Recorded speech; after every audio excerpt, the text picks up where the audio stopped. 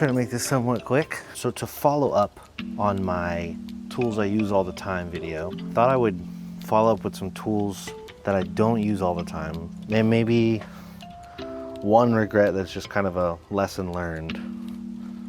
Yeah, we'll get into it, but I'm Chris the Handyman. These are some regrets.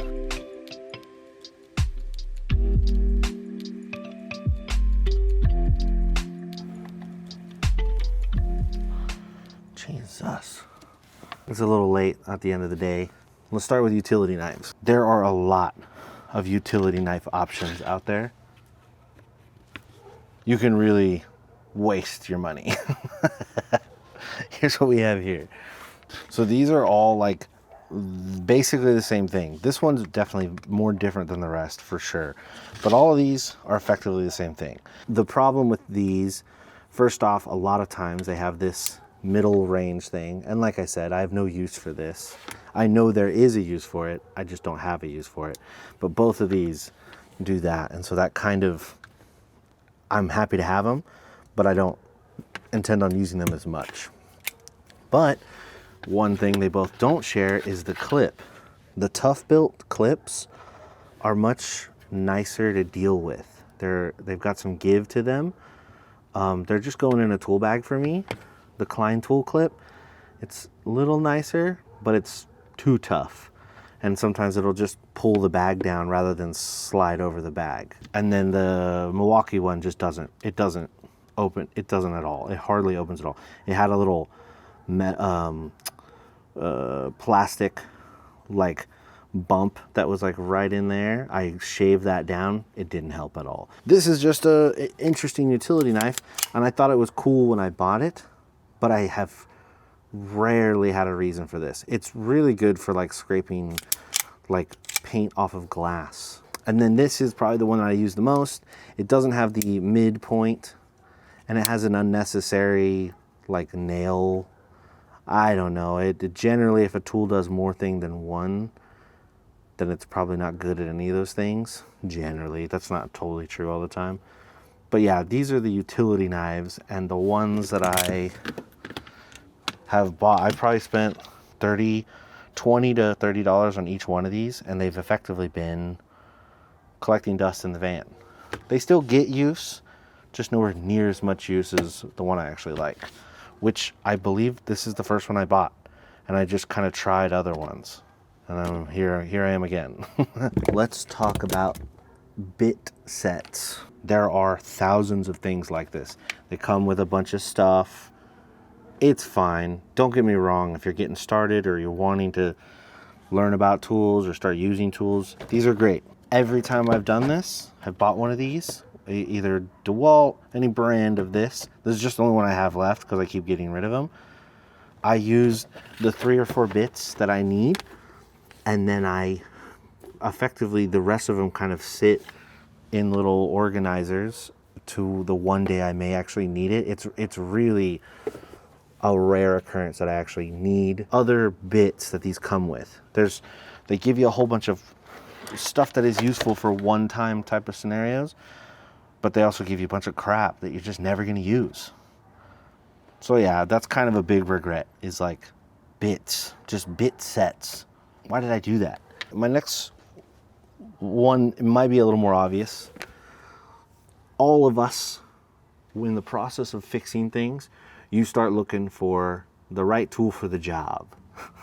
I have 4 Ryobi tools, 4 power tools that were the right tool for the job, and I've never done that job again. Oscillating sander. I hardly use this. To be fair, when I use this, it's saving me hours. So it is helpful. Don't get me wrong. This is a good tool to have. It's just, I don't use it as often as I thought, and it's made a big mess. These are great for the purpose that they're used for. I don't know, there's not as much finish work that I'm doing where this is pointful. If I want to be a little extra, make something look a hair nicer that I'm working on, maybe, but more than often the jobs that I have are like fences. Anything with wood is like fences and drywall. So there's really not many often times that I use this. I might get flack for this. I haven't found any real reason for an angle grinder that my multi-tool doesn't do with the right blade. This I think I got to clean out tile once. It made a huge mess. It's so rare that I have to pull this out. I think this might be literally when I pulled it out for this, it was in the back and bottom of my drawer. And then this one, a heat gun, man. I don't know.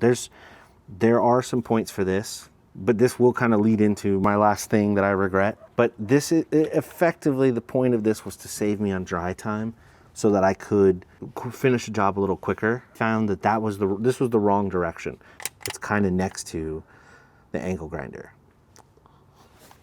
My next group is buckets. Now this might sound really stupid to everybody. So for buckets, I love a good bucket. I have a bucket right here. I call it the f***it bucket. This is where all my trash goes. And I have these. These have all effectively been for the same reason. Not that this one's funny. This is just a funny, I don't use this as a tool. I was just being funny. This I purchased for one particular reason, and then I learned later that I was wasting my time because I already had a bucket on the van that I could use it for.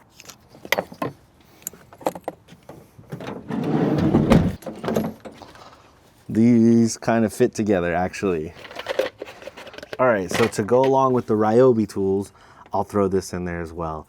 This is a driver-based, it's like a drill-based water pump to pump water out.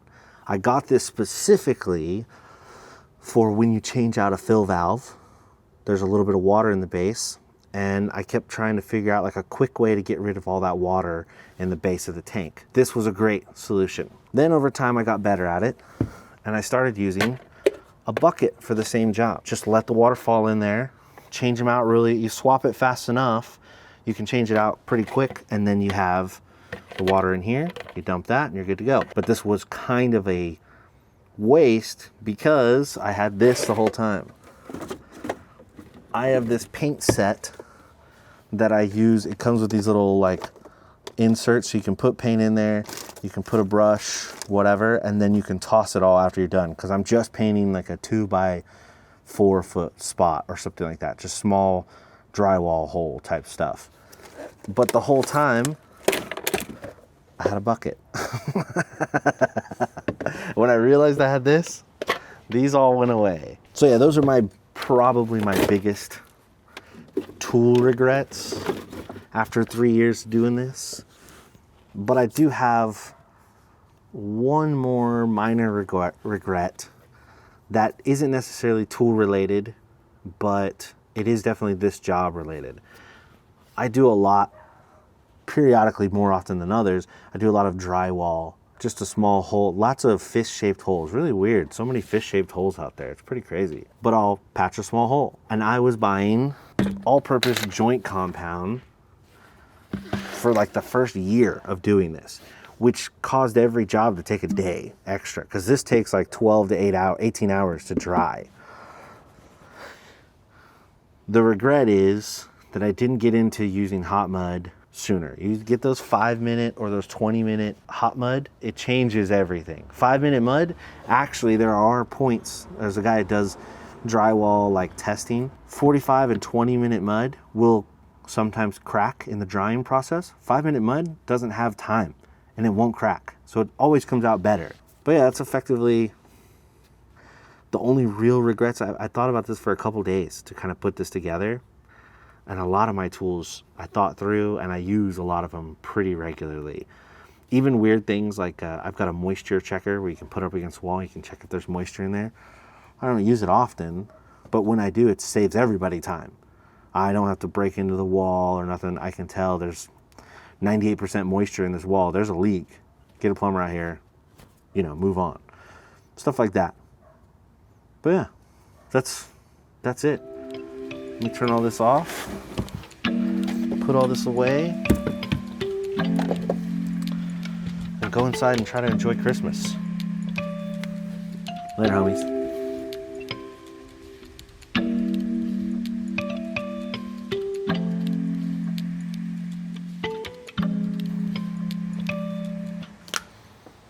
Can you see me at all? Man, doing stuff at the end of the day sucks. I'll try to shoot these earlier in the day, I guess.